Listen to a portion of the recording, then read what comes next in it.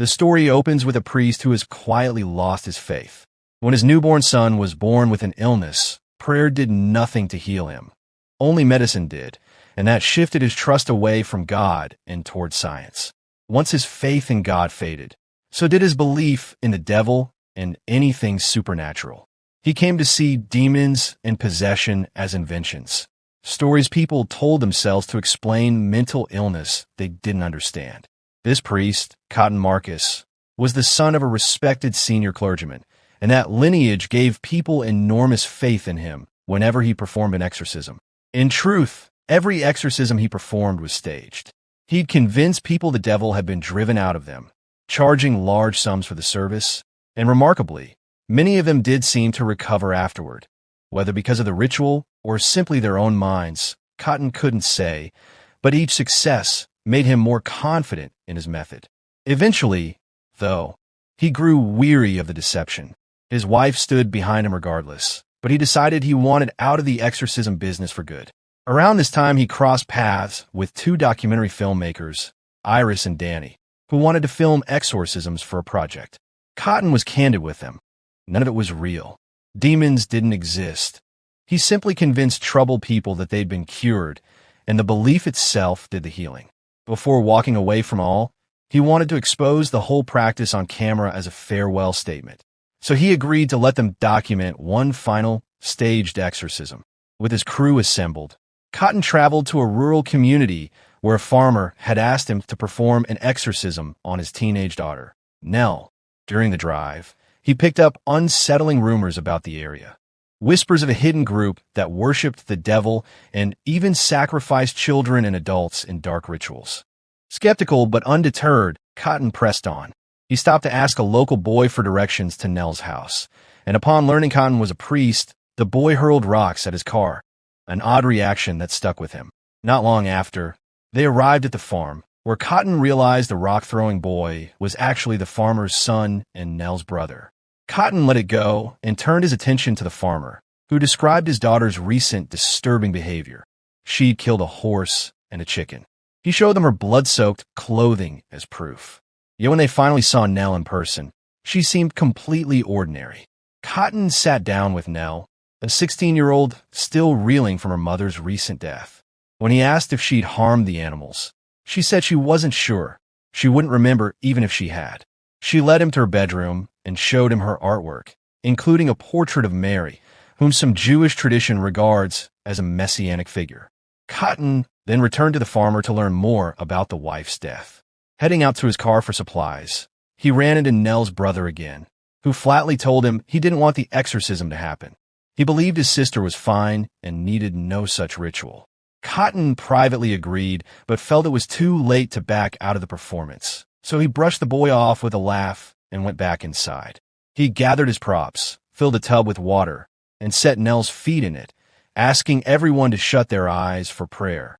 In reality, he was secretly adding a chemical to the water, a trick the brother happened to witness before laughing and walking off.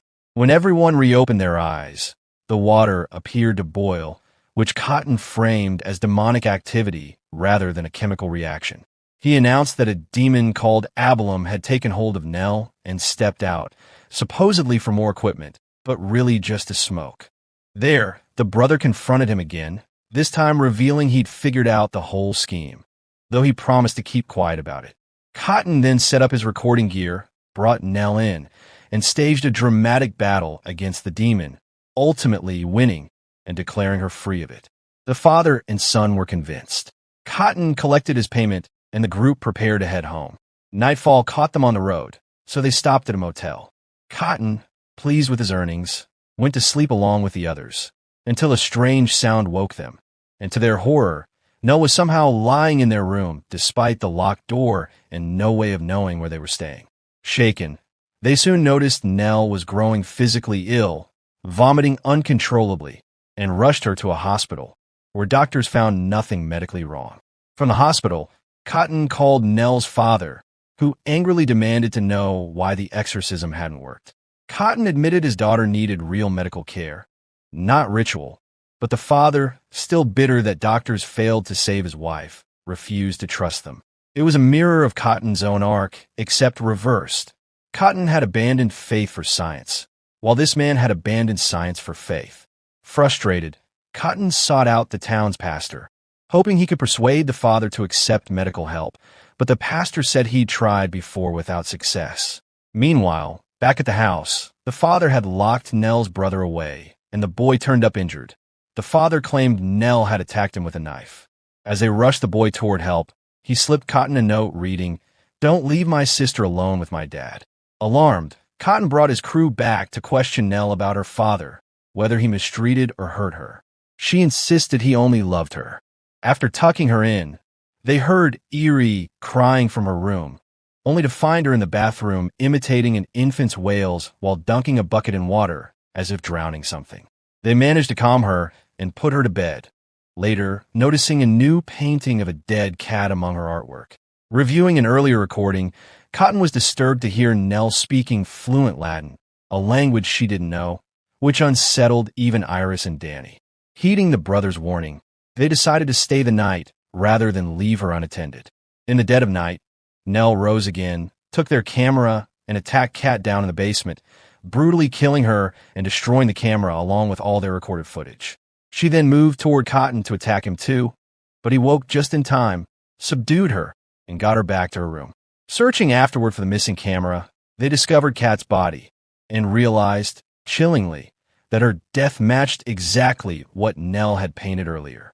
Re-examining her artwork, they found other paintings foretelling Cotton engulfed in fire, holding a cross, and Iris and Danny lying with their throats cut.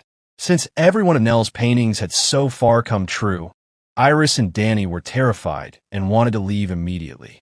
Cotton insisted there was still no such thing as possession and that Nell alone had killed the cat, urging everyone to just get some rest. Just then, more strange sounds emerged from Nell's room, her voice again speaking Latin to someone unseen. Checking the room, they found it empty, locked it, and as they did, Nell flashed Cotton an eerie, knowing smile. Soon after, a voicemail arrived from the hospital. Nell's earlier tests showed she was pregnant, despite being a minor. Cotton immediately suspected the father, recalling the brother's warning note, and confronted him directly. The father swore Nell was still a virgin and nothing had happened to explain a pregnancy, insisting instead that a demon had impregnated her to bring forth the Antichrist. Convinced the man had lost his mind, Cotton argued with him, and the father ordered him off the property, declaring he'd handle his daughter's affliction himself. He then went to his wife's grave to pray. Strange sounds began again from Nell's room. Fearing for her safety, Cotton told Iris and Danny they needed to get her out of the house. When they opened her door, the lights cut out, and they found Nell perched atop the wardrobe, a spot she shouldn't have been able to reach, snarling before leaping down to attack Cotton, who fought her off. She moved unnaturally, crawling on all fours, her face twisted in a way that seemed unmistakably demonic. Her father arrived and, seeing her like this, tried to kill her, but Cotton intervened and offered to perform a genuine exorcism this time, his first real one in years, and a difficult one. As it progressed, the demon seemed to tighten its grip, causing Nell visible agony and physical contortion. When Cotton demanded its name, it answered Abalum, the very name Cotton had invented for his fake rituals. He asked where the real Nell had gone, and the voice claimed she was already burning in hell, promising Cotton would join her soon. Suspicious, Cotton pressed on, and the entity told him that if he stayed silent for 10 seconds, it would leave her body. He complied, a mistake, since during that silence, it broke one of Nell's fingers each second. Realizing her pain, he resumed the ritual. The entity then taunted him in a strange tongue, asking if he wanted the comfort of her body, and that phrasing struck Cotton as wrong. A true demon would know exactly how to manipulate him. This was just a frightened, mistaken child.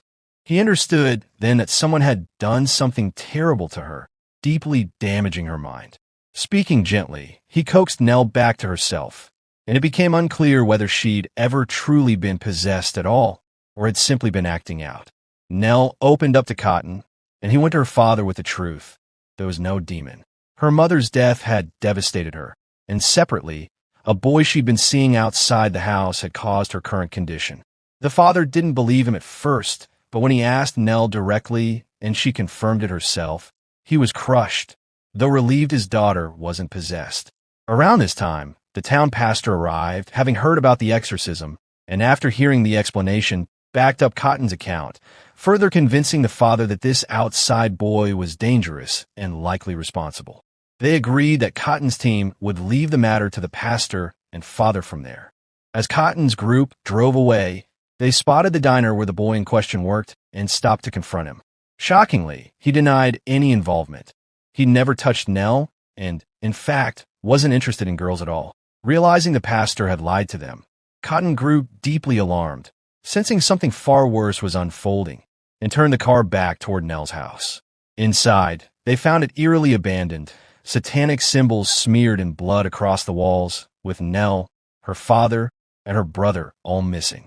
Before they could call for help, unsettling sounds drew them into the nearby woods, where they found the entire village, including the supposed pastor, gathered for a dark ritual. The pastor, it turned out, was actually the leader of a satanic cult. Nell's father was bound and suspended to one side, while Nell lay near a fire on the other. During the ceremony, invoking the demon Abalum, Nell endured horrific pain and gave birth to a strange, red-skinned infant, which the cult then cast into the flames where she'd been lying. The fire surged unnaturally, and Cotton realized it wasn't ordinary fire at all. It was Abalum itself. He drew his cross and fought against it, the scene playing out exactly as Nell had painted it earlier. Watching in horror, Iris understood the second prophetic painting, depicting her and Danny with slit throats, was about to come true, and she fled, but the cult caught and killed her.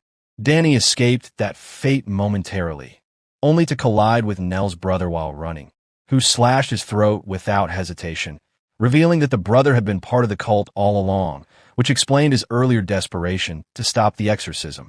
Cotton perished in the fire, and the story closes with Danny's death as well. The cult triumphant, the priest defeated, undone, in the end by his own lost faith.